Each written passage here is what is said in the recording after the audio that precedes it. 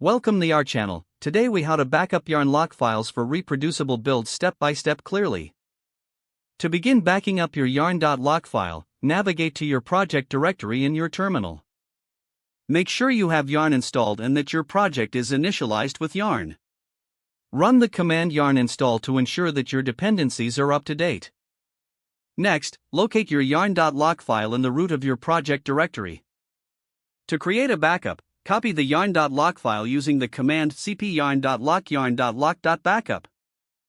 This creates a backup file named yarn.lock.backup in the same directory. If you prefer keeping multiple backups, you can append a timestamp to the backup file name for better version control.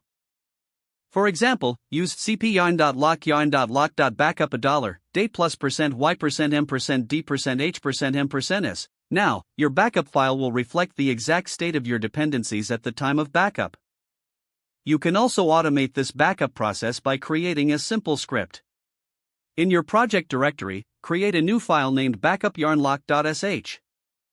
Add the following lines to the script file: #bin/bash cp yarn.lock.backup $date plus %y%. You can now run this script whenever you want to back up your yarn.lock file quickly. To ensure the reproducibility of builds, remember to store the backup files in a version-controlled location, like a Git repository. This way, you can easily roll back to a previous configuration if needed. By following these steps, you can efficiently manage your yarn.lock file backups for consistent builds. If the page does not load, refresh the browser or try again in a private or incognito window. Make sure you are using the correct email address, then retype it carefully to avoid small typos. If your password is not accepted, use the reset option and create a new strong password you can remember. Check your spam folder for verification or security emails, then complete any requested confirmation steps. Enable two-factor authentication if available to improve account security and reduce unauthorized access risk. After signing in, review your profile details so your contact information and settings are accurate and current.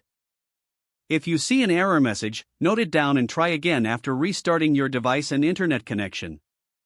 Log out when you finish, especially on shared devices, to keep your account and payment information secure. If the page does not load, refresh the browser or try again in a private or incognito window. Make sure you are using the correct email address, then retype it carefully to avoid small typos. If your password is not accepted, use the reset option and create a new strong password you can remember. Check your spam folder for verification or security emails, then complete any requested confirmation steps. Don't forget to like this video and subscribe to our channel for more step-by-step tech guides.